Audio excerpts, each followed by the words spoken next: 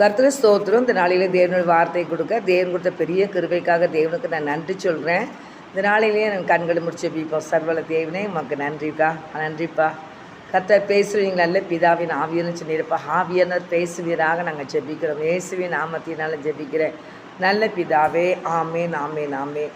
இந்த நாளிலே லூக்கா 18ஆம் அதிகாரத்தில் 9ஆம் வசனத்தை வாசித்தீங்கன்னா, அன்றியும் தங்களை நீதிமான்கள் என்று நம்பி மற்றவர்களை அற்பமாய் எண்ணின சிலரை குறித்து ஒரு ஊமையை சொன்னார். 2 மனுஷர் ஆண்டவர் சொல்கிறாரு, ஆண்டவர் அந்த ஊமை சொல்கிறாரு. 2 மனுஷர் ஜெபம் பண்ணும்படி தேவாலயத்துக்கு போனார்கள். ஒருவன் பரிசேயன், மற்றவன் ஆயக்காரன். பரிசேயன் என்று, தேவனே, நான் பரிகாரன், அநியாயக்காரன், விபச்சாரக்காரன் ஆகிய மற்ற மனுஷனைப் போல இந்த ஆயக்காரனைப் போலவும் இராததினால் உம்மை ஸ்தோத்தரிக்கிறேன் என்று சொல்கிறான். வாரத்தில் 2 நாள் நான் 2 தரம் உபவாசிக்கிறேன். என் சம்பாத்தியத்திலெல்லாம் தசம்பாக செலுத்தி வருகிறேன் என்று தனக்குள்ளே ஜெபம் பண்ணினான். ஆயக்காரன் தூரத்திலே நின்று தன் கண்களை வானத்துக்கு ஏறெடுக்க துணியாமல் தன் மார்பிலே அதைத்து கொண்டு, தேவனே, பாவியாக என் மேல் கிருபையாய் இரும் என்று சொல்கிறான். அப்பொழுது ஆண்டவர் சொல்கிறாரு, அவன் அல்ல, இவனே நீதிமானாக்கப்பட்டவனாய் தன் வீட்டுக்கு திரும்பி போனான் என்று உங்களுக்கு சொல்லுகிறேன். ஏனெனில் தன்னை உயர்த்துகிற எவனும் தாழ்த்தப்படுவான், தன்னை தாழ்த்துகிறவன் உயர்த்தப்படுவான் என்று வேதத்தில் பார்க்குறோம். என் அன்பு சகோதரனை சகோதரியே, ஒருவன் ஒரு நீதிமான் என்ன செய்கிறான்னு கேட்டிங்கன்னா, கர்த்தருடைய ஆலயத்துக்குள்ளே இருக்கிறவங்க தான். தேவனுடைய ஆலயத்துக்குள்ளே இருக்கிற 2 பேர்த்த குறித்து தான் ஆண்டவர் வசனத்தில் போட்டிருக்கிறாரு. அவங்க தங்களை நீதிமான் என்று எண்ணி இருக்கிறாங்கல்ல என்றவங்க மற்றவங்களை அவங்க அற்பமாக என்றாங்கல்ல சிலரை குறித்து அவர் ஒரு ஊமை சொல்கிறார். ஆலயத்துக்குள்ளே இருக்கிறதா நாங்கள் பெரிய பரிசுத்தவான்களை சொல்லி உச்சியில் ஏறி நிற்பாங்க. அவங்கெல்லாம் பெரிய பாவி, அதுங்கிட்ட ஒன்றுமே கிடையாது அப்படின்னு சொல்லி கிடப்பாங்க. ஆனால் தேவநாயகத்தை யாரை தேடி வந்தேன்னா பாவிகளை ரசிக்கவே இயேசு கிறிஸ்து இந்த உலகத்துக்கு வந்தார். தேவ பிள்ளைகளுக்கு நமக்கு அவர் கற்றுக் கொடுக்குற ஒரு காரியம் என்னன்னு கேட்டிங்கன்னா, தாழ்மை உள்ளவனுக்கு கர்த்தர் கிருபை அளிக்கிறார் அப்படின்னு வேதம் கூறுகிறது. வசனம் கூட என்ன போட்டுக்கோங்கடையா, கர்த்தர் சிலுவை பரியந்து இயேசு கிறிஸ்து தன்னை தாழ்த்தினார்னு வேதத்தில் பார்க்குறோம். அநேக பிள்ளைகளுக்கு தாழ்மைங்கிறது என்னன்னே தெரியலை. ஆனால் தேவ பிள்ளைகளாக நம்மளை ஆண்டவர் நினச்சிடாருன்னா தாழ்மை கற்றுக் கொடுப்பார். தாழ்மையாக இருக்கிறது எப்படிங்கிறத கற்றுக் கொடுப்பார். அதனால் யாராக இருந்தாலும் சரி தான் தாழ்மையை கற்றுக்கொள்ளணும். கிறிஸ்தவங்க தாழ்மையாக இருக்கிறது தான் நல்லது. தேவனுக்கு பிடிச்சது ஒன்று தாழ்மை தான். பெருமையாக நிற்கிறது, பெருமை உள்ளவனுக்கு கர்த்தர் எதிர்த்து நிற்கிறாருன்னு தான் வசனம் போட்டிருக்குது. பெருமை உள்ளவன், மேட்டின்மை உள்ளவன், அவங்களுக்கெல்லாம் கர்த்தர் எதிர்த்து நிற்கிறார். அதனால் தேவ பிள்ளைகளை யாராக இருந்தாலும் சரி தான் அவர் ஆண்டவரையும் சொல்கிறார் இந்த காரியத்தை. நீதிமான்கள் என்று தன்னை நம்பி, அன்றைய தங்களை நீதிமான்கள் என்று நம்பி நினைச்சாங்க மற்றவர்களை அற்பமாக எண்ணின சிலரை குறித்து அவர் ஊமை சொல்கிறார். 2 மனுஷர் ஜெபம் பண்ண போகிறாங்க, தேவாலயத்துக்கு போனார்கள். ஆனால் ஒருவன் பரிசேயன், மற்றவன் ஆயக்காரன். இன்றைக்கும் ஆலயத்துக்குள்ளே 2 கூட்டம் கிடக்க தான் செய்யுது. என்னு கேட்டிங்கன்னா, ஒன்று பாவி, நான் பாவி தான்ப்பா. என்கிட்ட யாருமே நீதிமான் அல்லன்னு அதை சொல்லியிருக்கிறார். ஒவ்வொரு நாளும் தேவ சமூகத்தில் ஆண்டவரே நான் பாவிப்பான்னு சொல்லி தன்னை தாழ்த்தி தேவ சமூகத்தில் நின்று நம்ம தேவ சமூகத்தில் ஜெபிச்சா தான் நல்லது. நம்ம பெருமை பாராட்ட ஒன்றுமே கிடையாது. இந்த உலகத்தின் அதிபதி பிசாசு. இந்த உலகத்தில் தான் நம்ம இருக்கிறோம். இந்த உலகத்தில் இருக்கிறதுனால நமக்கு மேலே துணிமணியில் இந்த தூசி காற்றடித்து தூசி மேலே படுகிற மாதிரி நிறைய காரியங்கள் என்ன செய்யும். நம்ம கண்ணை மூடிக்கிட்டு போக முடியாது. அதனால் வாயை திறக்காமல் இருக்க முடியாது. திறந்த வாயினால் திடீர்னு பாவம் செஞ்சுருவோம். வாயினால் ஏதாவது பேசிடக்கூடாது. எங்கிட்ட அந்த பிரசங்கில் கூட 5ஆம் அதிகாரத்தில் 6ஆம் வசனத்துக்கு போட்டிருக்கோம். பிரசங்கி 5ஆம் அதிகாரம் 6ஆம் வசனம் அடிக்கடி நான் சொல்லுவேன். என்ன சொல்லுவேன்னா, உன் மாம்சத்தை பாவத்துக்குள்ளாக்க வாய்க்கு இடங்கூடாது, அது புத்தி பேசிக்கினால் பேசிட்டுன்னு சொல்லி தூதனுக்கு முன் சொல்லாத. அதனால தேவன் கோபம் கொண்டு உன் கையின் கிரிகளை அழிப்பானேன். அப்போ வாயின் வார்த்தையினால் ஆண்டவர் அடைச்சிடாரு, கையின் கிரிகளை அழிக்கிறாரு. நிறைய சமாதானத்தை குறைச்சிடுவார், சமாதானத்தை எடுத்துருவார், சந்தோஷத்தை எடுத்துடுவார். ஆனால் தேவனுடைய பிள்ளைகளாக நம்ம நினைக்கிறோம் வாய்க்கு இடங்கூடாதுன்னு தான் ஆண்டவர் சொல்லியிருக்கிறார். நம்ம இன்னைக்கு அவன் நீதிமான்னு சொல்லி அந்த இடத்துல போய் நின்றுட்டு தன்னை பெருமையாக பேசுனதுனால அவன் இல்லை இந்த பாவின்னு சொல்லி தேவசமத்தில் நிற்காம பாருங்க, பாவிப்பா அவன் நீதிமானாக்கப்பட்டு போயிட்டான். அதனால் ஆண்டவர் சொல்கிறார் தன்னை தாழ்த்துக்கிறவன் தான் உயர்த்தப்படுவான். பெருமையாக நின்னாங்கன்னா அவங்க ஆசீர்வாதத்தை பெற்றுக்கொள்ளவே முடியாது. அதனால் தேவ பிள்ளைகளை யாராக நெஞ்சர் தான் தேவனுடைய பிள்ளைகளுக்கு அந்த பைபிள் அதுக்கு தான் கொடுத்துருக்காருன்னு அடிக்கடி சொல்லுவேன். பைபிளை படித்து பைபிள் பிரகாரம் என்ன போட்டுக்கிட்டு பார்த்து நீங்கள் பைபிள் வசனத்துக்கு கீழ்ப்படிங்க அப்படின்னு தான் வசனத்தில் அடிக்கடி சொல்லுவேன். என்ன கேட்டிங்கன்னா பைபிள் அதுக்கு தான் கையில் கொடுத்துருக்கிறாரு. ஆண்டவர் வாசிக்கும் போது இதன் பிரகாரம் நம்ம நடக்கணும். இந்த மலை பிரசங்கத்தில் கூட 5ஆம் அதிகாரத்தில் அவர் கொடுத்துருக்கிறாரு, ஆவியில் எளிமை உள்ளவர்கள் பாக்கியவாங்க. எளிமையாக இருக்க தான் ஆண்டவர் விரும்புகிறாரு. அது மாத்திரம் இல்லை, அவர் என்ன சாந்த குணமுள்ளவர்கள் பாக்கியவான்கள் அப்படிங்கிறாரு. அவர் நீதி நிமித்தம் துன்பப்படுகிறவர்கள் பாக்கியவான்கிறாரு. ஆனால் தெய்வ பிள்ளைகள் யாராக இருந்தாலும் சரி தான், ஆவியில் எளிமையாக இருக்கிறவங்க ஆசீர்வதிக்கப்பட்டவங்க தான் பைபிளில் போட்டிருக்கோம். ஆவியில் எளிமையாக இருக்கணும்னு தான் சொல்கிறார். ஏன்னா ஏசப்பா இந்த உலகத்தில் தேவனுடைய வார்த்தையை அவர் மலை பிரசங்கம் பண்ணும்போது அதுக்கு அவர் கூட வருகிற இஸ்ரவேல் ஜனங்களுக்கு ஆண்டவர் போதித்தது. இஸ்ரவேல் ஜனங்களுக்கு அவர் என்ன செய்கிறாரு, அவங்க அந்த இஸ்ரவேல் ஜனங்களுக்கு ஆண்டவர் வாசனை போதிக்கிறார். ஒவ்வொருத்தரையும் அவர் போய் பிரசங்கம் பண்ணுகிற ஒவ்வொரு இடத்துலையும் ஆண்டவர் நினைச்சிறார். மனசு பிரசங்கத்தில் அவர் கற்றுக் கொடுக்குறார். ஒவ்வொரு பிள்ளைகளுக்கும் வசனத்தை போதிக்கிறார். அதனால் தாழ்மை உள்ளவனுக்கு கிருபை அளிக்கிற கர்த்தர் தான். பெருமை உள்ளவனுக்கு கர்த்தர் எதிர்த்து நிற்கிறாருன்னு தான் பைபிளில் போடுங்க. அதனால் இந்த 2 பேருமே திருச்சபைக்குள்ளே இருக்கிறவங்க தான், ஆலயத்துக்குள்ளே இருக்கிறவங்க தான். ஆனாலும் பரிசேயன் என்று தேவனை நான் பரிகாரன், அநியாயக்காரன், விபச்சாரக்காரன் ஆகிய மற்ற மனுஷரை போல இந்த ஆயக்காரனை போல இராததினால் உண்மை நான் ஸ்தோத்தரிக்கிறேங்கிறான். ஆண்டவருக்கு முன்னால் அவன் தேவனை ஸ்தோத்தரிக்க தான் செய்கிறான். ஆனால் அவனுக்குள்ளே மனசுக்குள்ள இருக்கிற அந்த பெருமையான வார்த்தைகளை என்ன செஞ்சுறான், பேசுகிறான். அந்த பெருமையான வார்த்தைகளை என்ன செய்யக்கூடாது, பேசக்கூடாது. தேவன் எங்கும் நிறைந்திருக்கிறார். அவர் பூமி முழுவதும் அந்த சாத்தான் நிறைஞ்சு இருக்கிறான். ஆனால் அதுக்கு மத்தியில் தேவ பிள்ளைகளுக்கு இருக்கிறதுனால கர்த்தர் எல்லாம் பூமியின் முழுவதுலேயும் அவருடைய கண்கள் உலாவிக்கிட்டு இருக்குன்னு தான் பைபிளில் போட்டிருக்கு. பூமி முழுவதும் அப்படி கண்கள் உலாவி இருக்குது. நீதிமான் கூப்பிடும்போது அவர் நினைச்சார் கேட்குறாருன்னா சங்கீதத்தில் போட்டிருக்கு. நீதிமான் கூப்பிடும்போது உடனே அவர் என்ன செய்கிறார், அந்த இடத்துல இறங்கி வாராருன்னா வேதத்தில் பார்க்குறேன். என் அன்பு சகோதரி சகோதரியை அதனால் இந்த போட்டுக்கு பாருங்கள். 34 சங்கீதம் 34 17ஆம் வசனம் போட்டிருக்கு. நீதிமான்கள் கூப்பிடும்போது கர்த்தர் கேட்டு அவர்களை அவர்களுடைய எல்லா உபத்திரங்களுக்கும் நீங்களாக்கி விடுகிறார் தான் வேதம் கூறுகிறது. 15ஆம் வசனத்தை நீங்கள் பார்த்தீங்கன்னா கர்த்தருடைய கண்கள் நீதிமான்கள் மேல் நோக்கமாக இருக்கிறது, அவருடைய செவிகள் அவர்கள் கூப்பிடுதலுக்கு திறந்து இருக்கிறது அப்படின்னு. ஆண்டருடைய செவிகள் அவருடைய கூப்பிடுதலுக்கு நினச்சி திறந்து இருக்குது. அதனால் தேவ பிள்ளைகளாக கர்த்தருடைய பிள்ளைகளை ஒவ்வொரு பிள்ளைகளுக்கு ஆண்டவர் சொல்கிறது, அந்த பிள்ளைங்கள் விடுற ஒவ்வொரு பெருமூச்சை கூட கர்த்தர் அறிகிறார். அந்த பிள்ளை என்ன சொல்லுங்கன்னா அவர் ஒரு பெத்த தகப்பன்.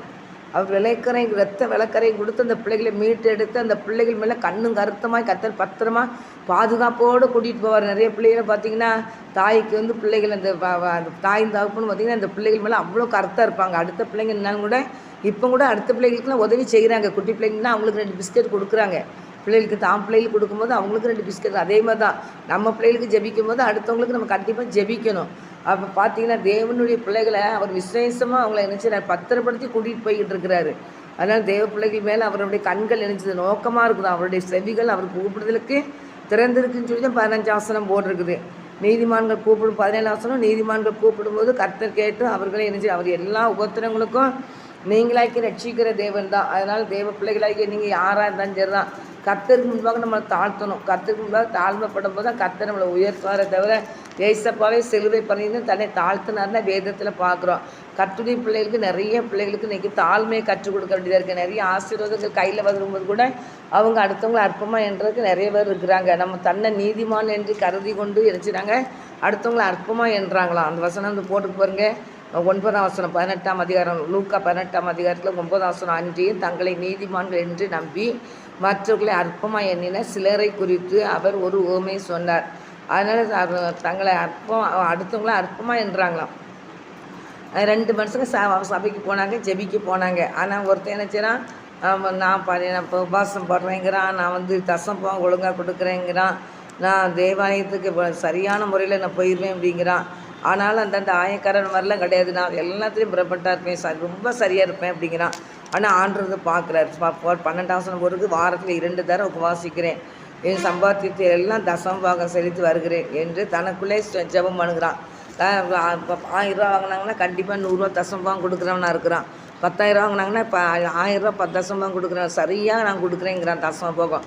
எல்லாத்துலேயும் நான் சரியாக இருக்கேன்னு தான் சொல்லிட்டு கடைசியில் அடுத்தவனை பற்றி சொல்லிட்டான், மற்றவனை குறித்து அற்பமாக எண்ணிட்டான். அது என்று ஆண்டு பிடிக்காது. எங்கிட்ட எல்லா பிள்ளைகளையும் தேவ சாயலாய் கர்த்தர் தான் படைச்சிருக்கிறாரு. அதனால் எல்லா பிள்ளைகளும் அவருடைய பிள்ளைங்க தான்.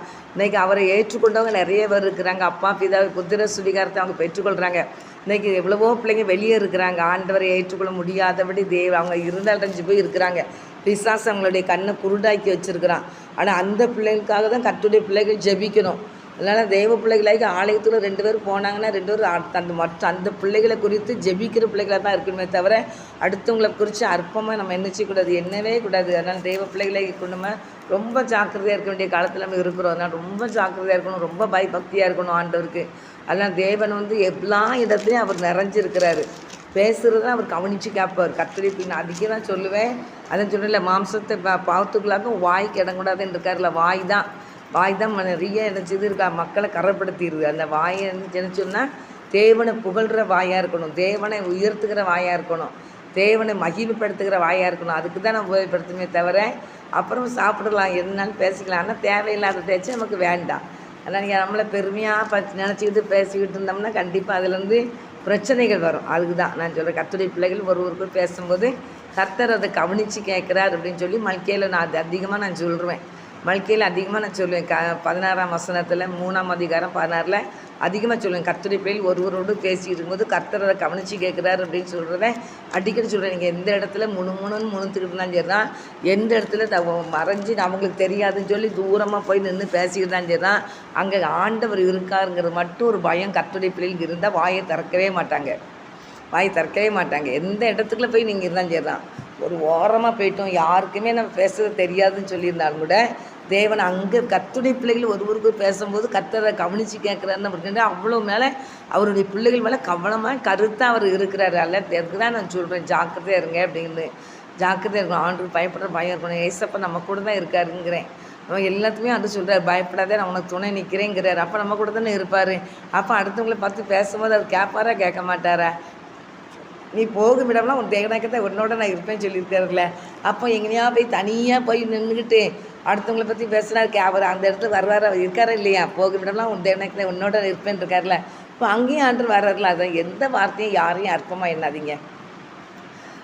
எண்ணாதீங்க. தன்னை தாழ்த்துங்க. தேவனுக்கு முன்பாக தன்னை தாழ்த்தணுன்னு தான் ஆண்டவர் சொல்லியிருக்கார். தாழ்மை உள்ளவனு தான் கிருபை அளிப்பேன் இருக்கிறாரு. பெருமையாக அடுத்தவங்களை அற்பமாக பேசிட்டாலே ஆண்டவர் விரோதமான காரியம். என்கிட்ட அவர் சாயலாக படைச்சிருக்கிறாரு, எல்லாத்தையும் அவர் பிள்ளையாக வைத்திருக்கிறார். இன்றைக்கி ஏசப்பா பிள்ளையை பற்றி குறை பேசினாலும் சரி தான், ஏசப்பா ஏற்றுக்கொள்ளாத பிள்ளைகளை பற்றி குறை பேசினாலும் ஆண்டவர் பிடிக்காது. அடுத்தவங்களை பற்றி அவர் சொல்கிறார், இந்த சிறியவர்களுக்கு எதை செய்தீங்களோ எனக்கே செய்தீங்கன்னு சொல்லியிருக்காருங்க.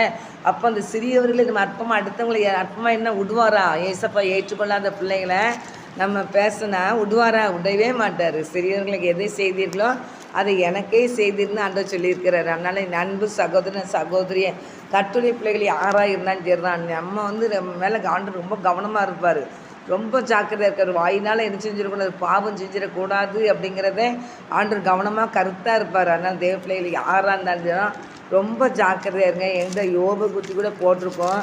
யோபு பிள்ளைகள் ஒவ்வொரு நாளும் என்ன செஞ்சிருவாங்கன்னா, அந்த ஆண்டவருக்கு விரோதமான காரியங்களை செஞ்சுருவாங்களோ பேசிடுவாங்களோ அப்படின்னு சொல்லி அவர் தேவ சமுதிரம் என்ன செஞ்சார்? அந்தவங்க 5ஆம் வசனம், யோபு 1ஆம் அதிகாரம் 5ஆம் வசனம், அவங்களுக்கு 7 குமாரர்கள் 3 குமார்த்திகள் இருக்கிறாங்க.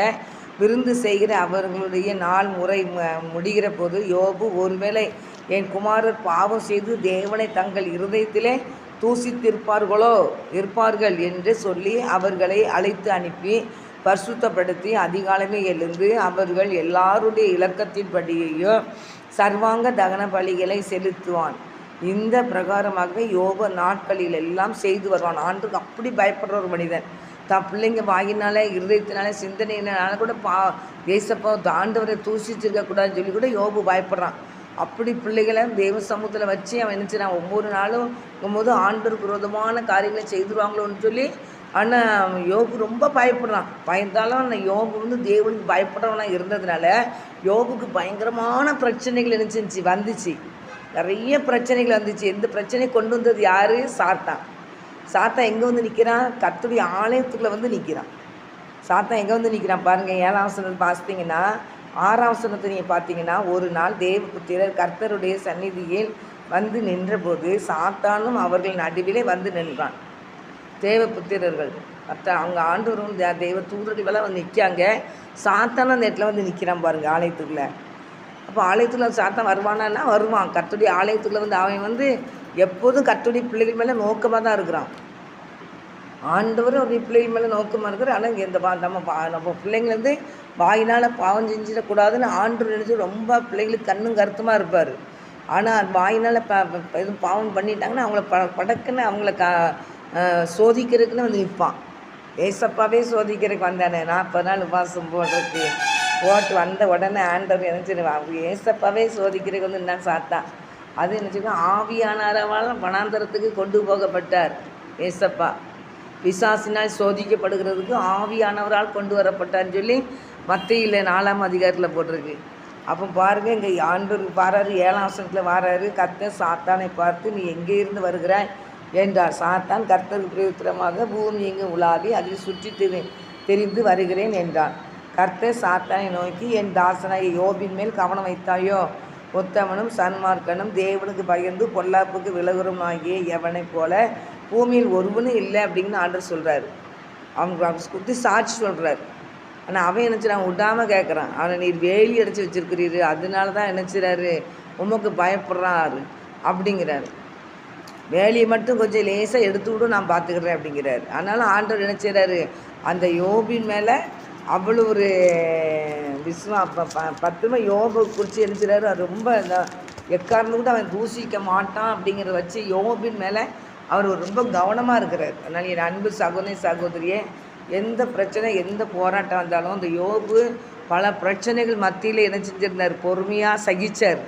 நிறைய பிரச்சனைகள் யோபுக்கு அந்த மாதிரி பிரச்சனை யாருக்கும் கிடையாது. நிறைய பேர் சொல்லுவாங்க யோபு மாதிரி எனக்கு பிரச்சனை, யோபு மாதிரி எனக்கு போராட்டம் அப்படிம்பாங்க. இல்லை, யோபு மாதிரி போராட்டம் பிரச்சனை யாரும் தாங்க முடியாது. 10 பிள்ளையும் ஒரே நாளையில் கொடுத்தாரு.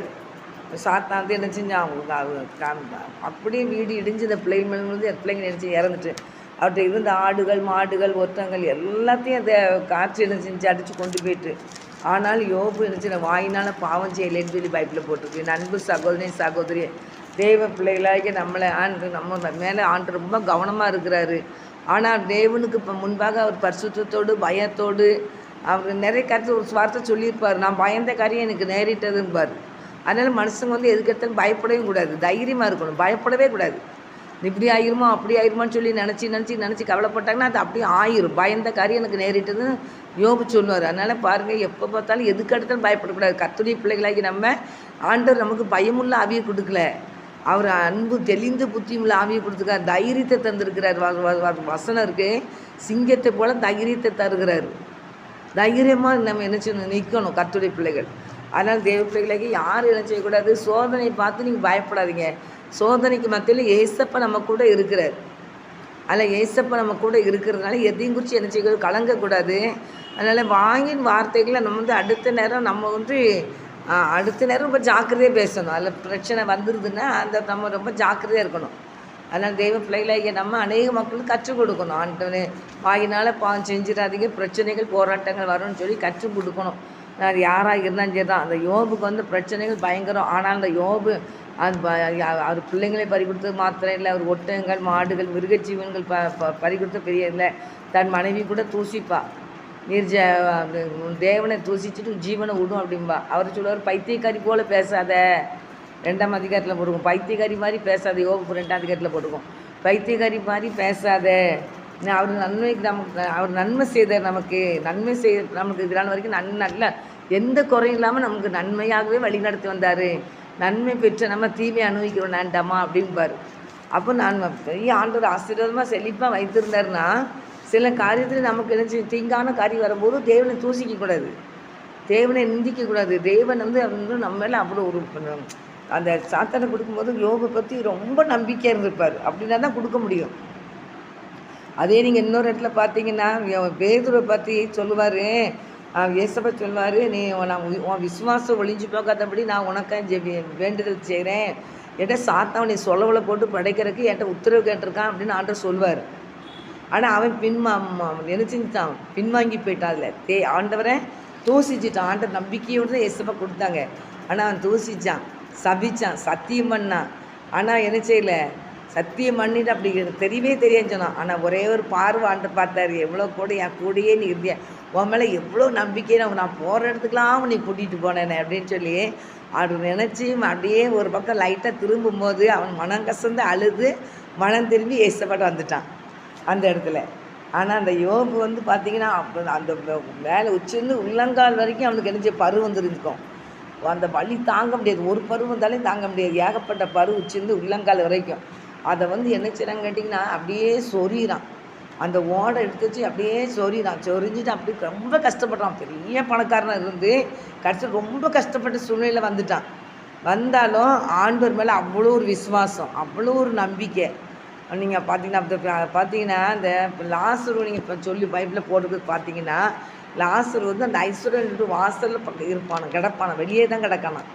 அவனுக்கு எதிர்த்து வீட்டுக்காரன் கிடையாது, பக்கத்து வீட்டுக்காரன் கிடையாது, வாசலில் கிடந்தான்னு தான் போட்டு லாசரை பற்றி.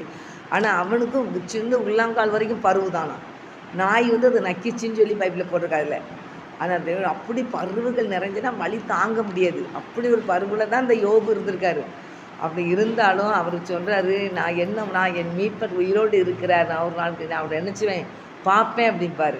இன்னொரு வசனம் போட்டிருப்பார், அதில் இந்த 31 எந்த இருக்கு போட்டிருக்கு, 23 யோபு 23:10 போட்டிருக்கு. ஆனாலும் நான் போகும் வழியே அவர் அறிவார், அவர் என்னை சோதித்த பின் நான் பொன்னாக விளங்குவேன். அவர் என்னை சோதித்த பின்பாக நான் பொன்னாக அப்போ ஏதோ ஒரு காரியத்துக்கு நீ சோதிக்கிறார் அப்படிங்கிறத அது நல்லா தெரிஞ்சு வச்சுக்கிட்டாரு. அவர் சோதித்த பின்பாக நான் பொன்னாக விளங்குவேன். அப்போ அப்படி அவ்வளோ அழகாக அவரை பற்றி அறிஞ்சு வச்சுருக்கிறார். அதனால் தேவன் பிள்ளைகளே யாராக இருந்தாலும் சரி தான், தேவனுக்கு முன்பாக நீங்கள் தாழ்மைப்படுங்க. அவனுக்கு வெளியே நின்று அந்த ஆயக்காரன் நான் பாவி ஆண்டவரேன்னு சொல்லி தன்னை தாழ்த்தினா ஆண்டவர் அவரை நீதிமானாக்குனார்.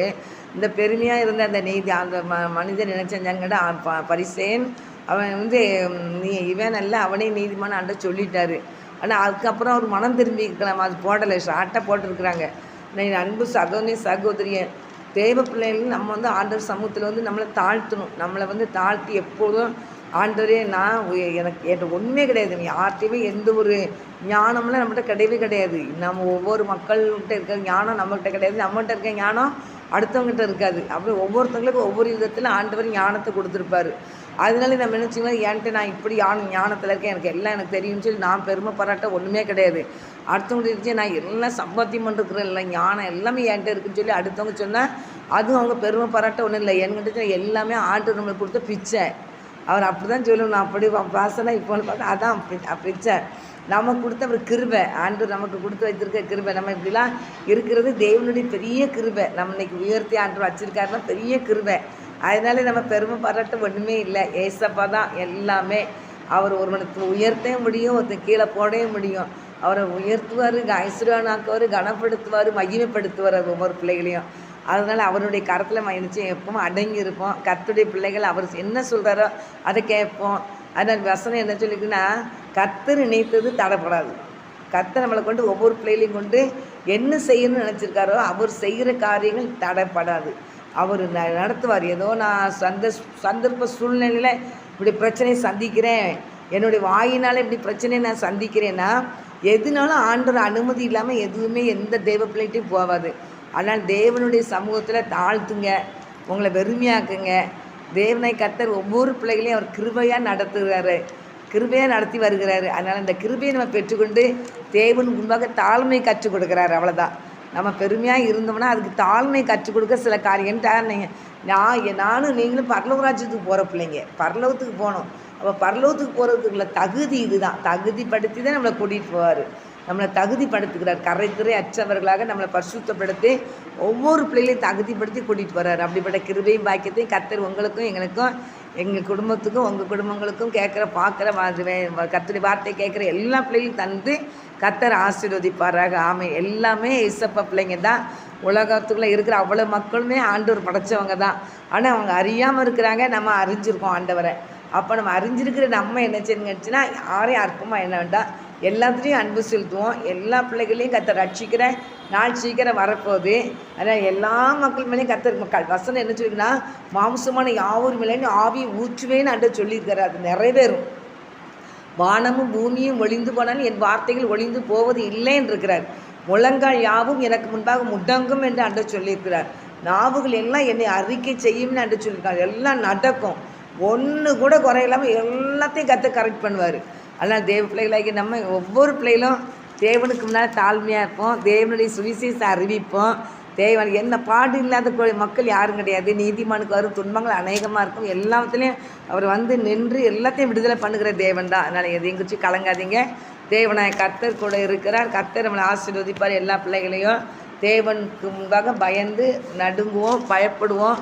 தேவன் எல்லாத்தையும் பொறுப்படுத்துகிறார். எல்லாத்தையும் கர்த்தர் பார்த்துக்கொள்வார். கர்த்தர் உங்களை எல்லாத்தையும் ஆசீர்வதிப்பாராக. ஆமென்.